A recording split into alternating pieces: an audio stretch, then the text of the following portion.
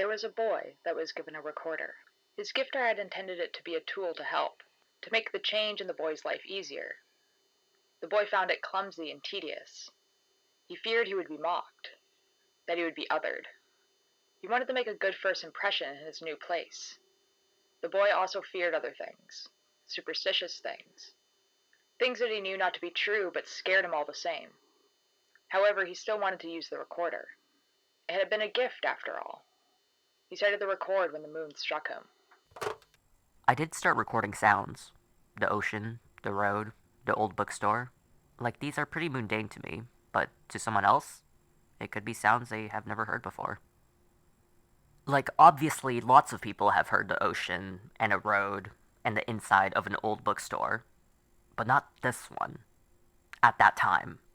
Does that make sense? And I mean, there are a lot of people that haven't heard the ocean, or a road, or a bookstore. Cringe art thing. But whatever. It's nice. Makes me feel like I'm making stuff. Doing things without using too much energy. And man, do I need all the energy I can get. College is crazy. Like, 1 minute I was a teenager that people barely paid attention to, and now I'm an adult that is allowed to have opinions about what I want to do and when I want to do it. Like, I know this sounds crazy, but one of the first days of school, I called my mom to ask if I could hang out with friends after class, and she said, "You know, you don't have to ask. Just tell me when I should expect you home." What do you mean I don't have to ask? When did that happen? I'm still the same person I was 2 months ago when I graduated, and I had to be home by 10. Not that much has changed. Honestly, sitting in silence and recording sounds, it's kind of grounding. Like, I have to do homework later, and go to work tomorrow, and email a teacher, and make dinner, and whatever else. But right now, I'm listening to the ocean, and that's all I need to do. He started to record the sounds around him. It was for himself, mostly. He didn't show anyone else the recorder, let alone the recordings. He did it for the recording itself, not to listen to after. He didn't think anyone else would listen to it after. He recorded the places he liked, the places that made him feel calm and welcome. The ocean, the main road of town, an old bookstore. At first it was infrequent, weeks going by without a single recording. Then it became a habit, every sound becoming something that he hadn't recorded before. He began to look more closely at the things around him, paying attention to what sounds everything made, even the things that didn't seem to make a sound. Flowers, the sky, an empty room, people standing still. Then it became instinct. He wouldn't even notice that he pressed the record button until the recorder would beep at him that it was almost dead or full. Recording entire conversations, days, and the many, many silences he had in his life. Sitting on a bus, doing homework, walking home, sleeping. Okay, it is kinda nice to have this as a journal too. Sometimes. It's much easier than writing everything down in a book. I can just let my mind wander and talk, and then if I don't want anyone else to even have the chance to listen to it, I delete it. I try not to do that often. Eventually the boy started to use the recorder as a journal, talking about his day, his thoughts, ramblings that he would overthink and later delete with the fear that somewhere, someday, another would find the recorder and press play.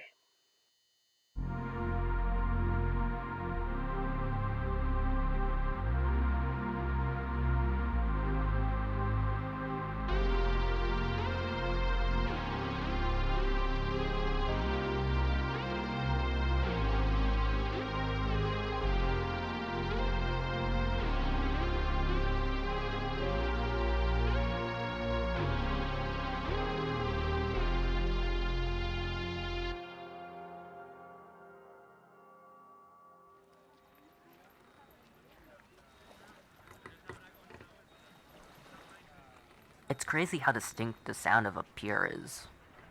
It just has such a unique sound. Ocean waves, the wind, creaking wood, seagulls. Like, there are some places, some sounds that are really hard to place. Like, the weirdest one I heard is the sound of rain or cooking bacon. They sound identical. The ocean, though, I think you would be hard-pressed to recreate the sound of a lake, let alone trying to use something else completely. The waves going in and out, splashing against the rocks. The pier groaning and shifting. There are a lot of people on it today. The metal chains of the ladders that go into the water. The wind. There's just so much that goes into making the sound of a pier, and your brain just knows when it sounds right. Even if you don't go to the ocean often. I would say, even if you have never seen the ocean in real life. You just know what a dock sounds like, right?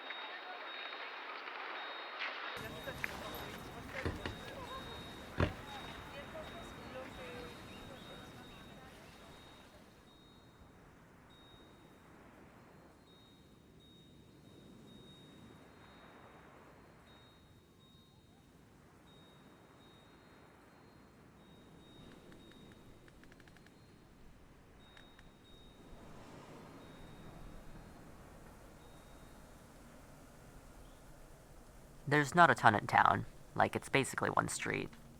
There are some cafes, bakeries, toy stores, dollar stores, and tons of used bookstores. Or, at least there used to be. Not so many anymore. The one I used to go to all the time recently closed down. It was so old bookstore, you know? It even had a fireplace and a bookstore cat. Although the cat passed away some time ago. Okay, you know what? There is kinda a lot in town. Like, everything you need and a bit more. Grocery, doctors, places to get clothes, places to eat out, a flower shop. It's just... it feels small. It feels like a small town where nothing happens. Like, there's a fridge that sits outside on the sidewalk that has eggs inside, and it expects you to pay for the eggs and not just walk away. And people do. Or, at least I assume they do. I don't get eggs from there, and I've never seen anyone open it. But, you know, small town vibes. Things that would only work in a small town. Oh, like the main street. The one you have to go on to go through town. It's a one-way street. How crazy is that? Like, obviously, when you get to the end of the street, you just turn and go back out the side road, either to the highway or where all the houses are. But that's weird, right? Main Street, and you can only go down right to the ocean? Kinda. Like, you don't just drive right into the ocean, but it sure looks like you will. Like, one moment you're on a road, and the next, splash! Ocean.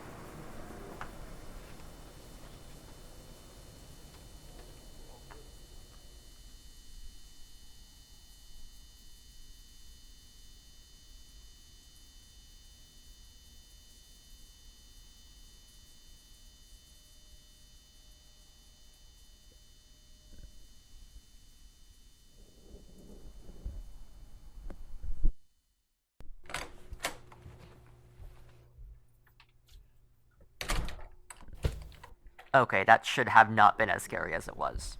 I forgot my earbuds at home this morning, which really sucked, by the way, because that also means I forgot my recorder, so like I could sit and listen to the sounds of the bus and city and school, but it felt pointless because I wasn't recording it. I don't know. It was boring. Anyways, that wasn't the scary part. When I was near my home, I started hearing a buzzing sound, like high pitched, but quiet, but also kinda loud. Like I couldn't not hear it, but it wasn't hurting my ears or anything. Anyway, I had never heard it before, and I thought to myself, oh shit, that sounds like electricity. Maybe a wire fell somewhere. There's not a ton of streetlights by my house, and it has been getting darker. It's almost winter. So I took out my phone and turned on the flashlight. I didn't see any wires, but that noise was everywhere. And now I was walking very slowly, but it didn't seem to be getting any louder or quieter. It was just there. Everywhere. It was so weird. And then also, I'm still thinking about trying not to get electrocuted. My heart was beating so fast. Now this is the stupid part. It was the transformer. Like, I cannot believe I had not heard it before. The streetlight near my house has a transformer, and that's what was making the noise. I could physically feel the panic leaving my body. So stupid. I honestly still don't know if that was a normal noise for it to make, though. That light kind of looked like it was dying. It was noticeably flickering.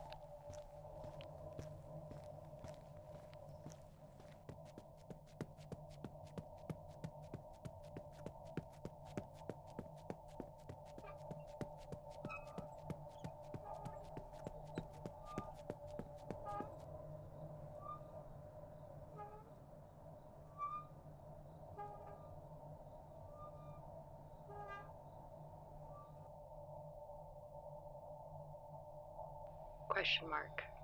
Lowercase v, equal sign, lowercase I, uppercase V, lowercase r, uppercase R, uppercase H, 1, lowercase m, uppercase A, uppercase K, uppercase T, lowercase o.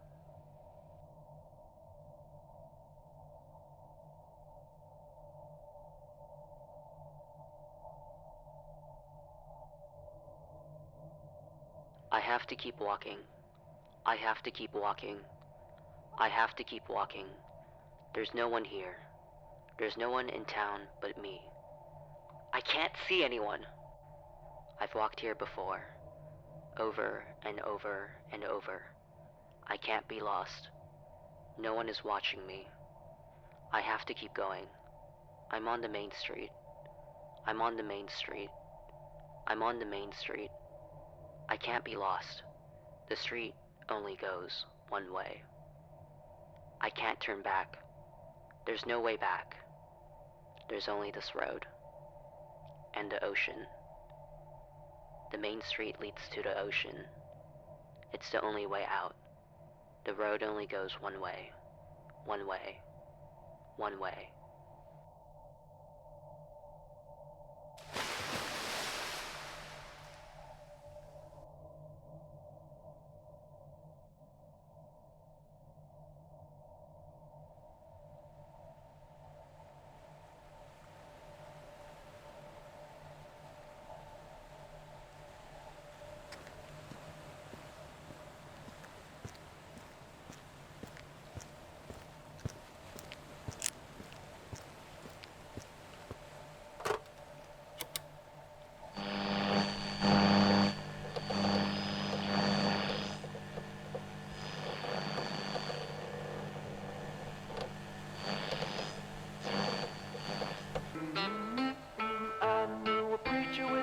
necktie, shaking his fist at the folks going by, saying, don't you know you're headed the wrong way?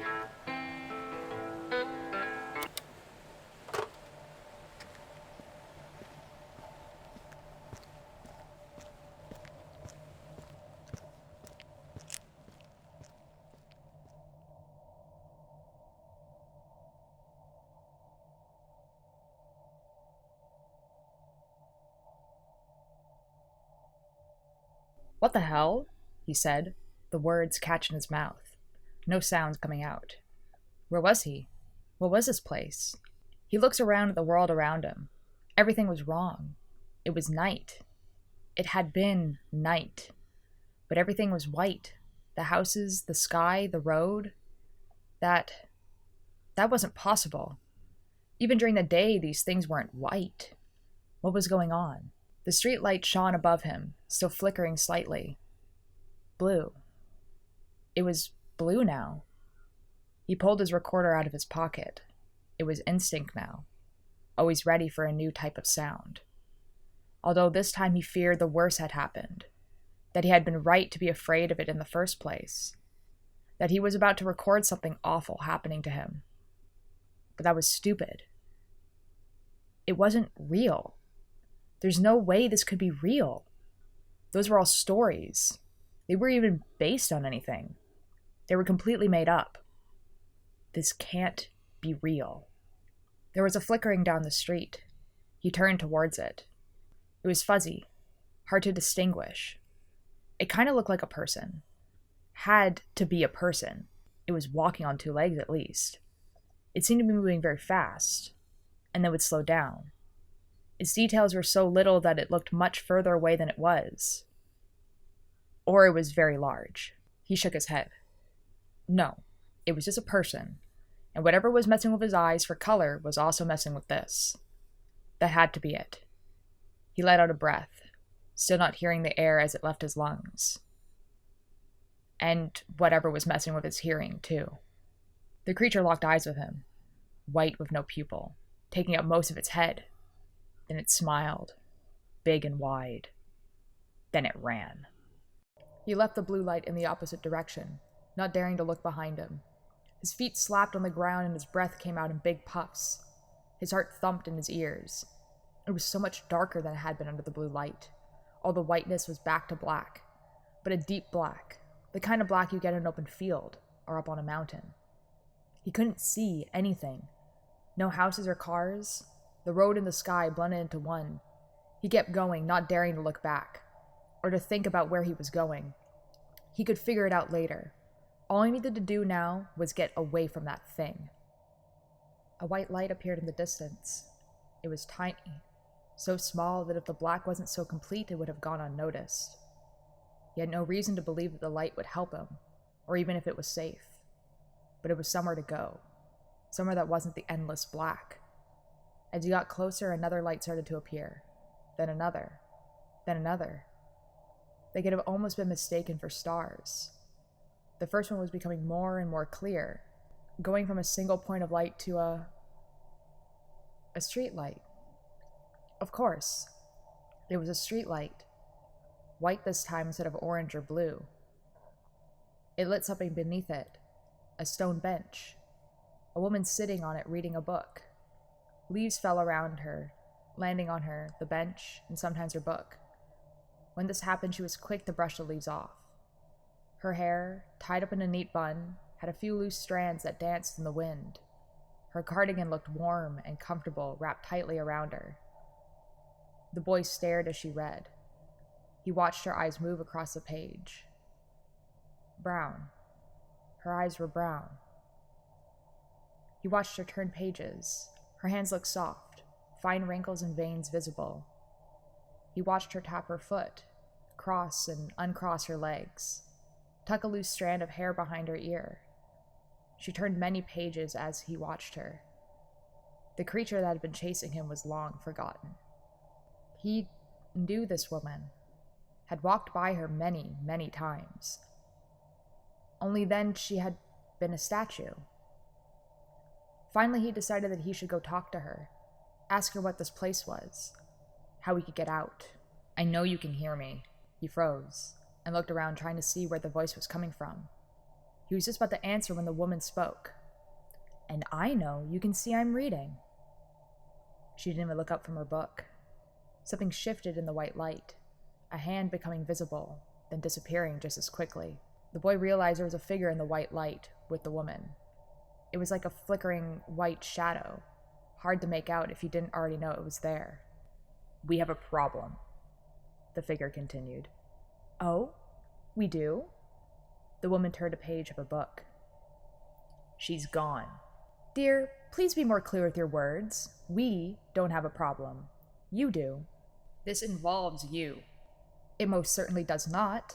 I will not be helping you out of a problem of your own creation, she said. The wind suddenly stopped. The leaves froze in place. The light above her started to flicker, changing to orange. The figure drew closer to the old woman, leaning forward. I can make it all go away, it said. She stared up from her book for the first time, her face defiant. The figure spoke again. Do you like how you exist now? What bliss it must be to be as you are? All the good that comes with old age, the experience, the memories, the satisfaction of a life well lived, of already having made your mark? All there is left to do is read and tell stories, right? It launched forward, grabbing her shoulders, pushing her back against the bench. Her book fell to the ground. I can give you all the bad, the regrets. The defiance left her face. The loss. Tears pricked at the corners of her eyes. The guilt. Fear. Her face was full of fear. And all the pain. Your feet and knees and back and neck. The pain of having to see your loved ones pity you. It grinned. The pain of forgetting. No, she whispered, the tears spilling down her face. Please, don't. I'm sorry. The light stopped flickering orange and turned back to white. The wind returned. Then we have a problem. Yes, the old woman said through muffled sobs. There was a silence as the old woman waited for the figure to tell her more. The figure waited to be asked. The boy spoke first. Hello? They both turned towards him. The old woman's eyebrows shot up, looking from the boy to the figure. The figure looked at the boy like he was a mildly annoying pet interrupting a meal. The figure stood up straight, taking his hands off the old woman's shoulders, not breaking eye contact with the boy. The boy watched its every move, its eyes coming into focus, widening, then becoming glitchy again, a foot taking a step, out of sync with when the figure actually moved, its figures flexing, then melting back into the figure. The grin then slowly spread across its face. It was a smile of a predator, an animal baring its teeth. The boy started to back up. Maybe he could run back towards the blue light. Maybe the creature was a better fate. Then a piercing sound filled the air, rising in volume as the figure raised its hands, fingers spread, palm facing up, like a music conductor. The boy's hands covered his ears, but did nothing to block out the sound, as though the sound was coming from inside his head. He needed something to focus on or he would pass out, and then who knew what would happen? Soon the figure's hand dropped to its side, the sound still as loud and piercing. The figure moved closer and the boy made the mistake of looking at its face. Every detail was sharp, every pore and crease visible. Its whole body slowly, like a loading image, was becoming starkly detailed. The amount was too much, like seeing every single atom everywhere you looked all at once. The sound gained a buzzing, low, like static. The boy feared that he might lose his hearing, that his head might explode. It was just all too much. The boy closed his eyes. And all the sound stopped. The boy found himself sitting on the bench beside the old woman, back to a statue. His head had been resting on her shoulder, like he had just fallen asleep. He shot up from the bench so fast his vision started to turn black. He leaned on the streetlight, waiting for the dizziness to pass. Once it had, he quickly realized that the light above him was orange. He quickly moved out of the way and started walking home, pressing the end recording button.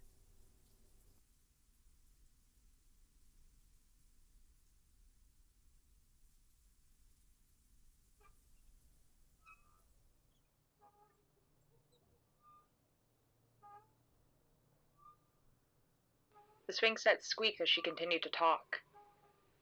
Do you even know why you want this? 'Cause it's fun. I reply.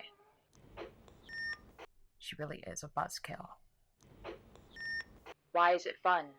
I paced in front of her, just out of reach of her swinging feet. Why is it fun? Are you kidding? She continued to swing, blank face. I hadn't answered her question yet.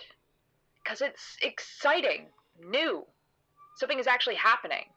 I move my hands in the air as I say this, trying to show her how exciting it is.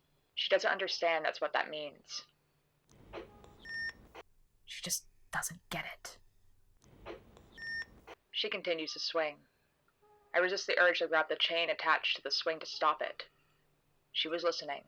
She had heard. She was just taking her time to answer. And why not?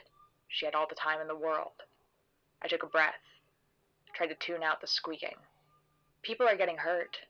She didn't sound sad about it. Not happy either. Just saying a fact.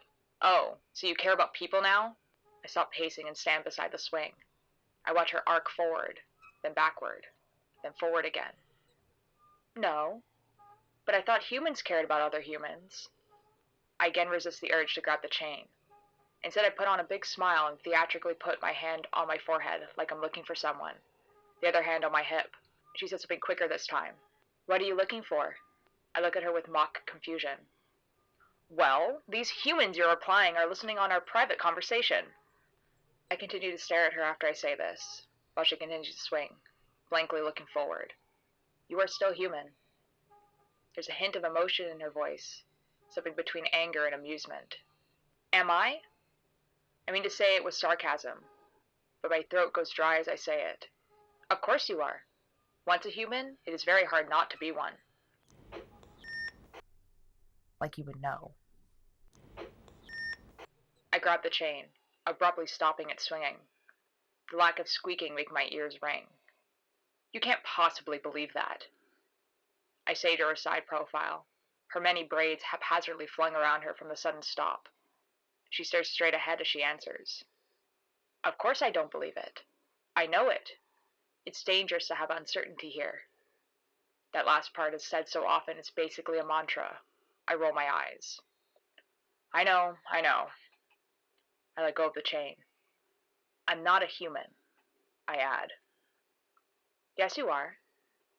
She looks at me then, turning her head and none of her body.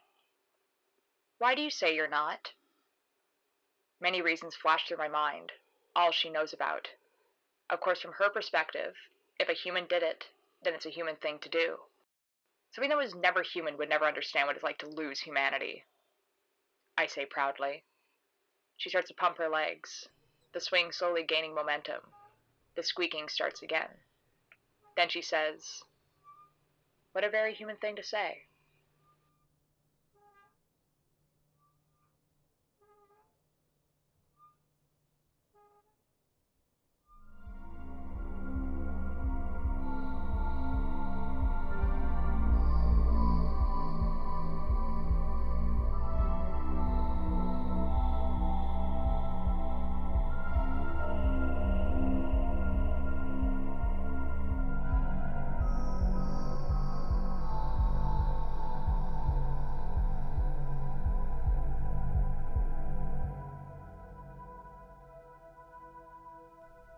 Blue Flickering Streetlight is written, edited, and performed by Karma Knight, and is produced by Lantern Zora.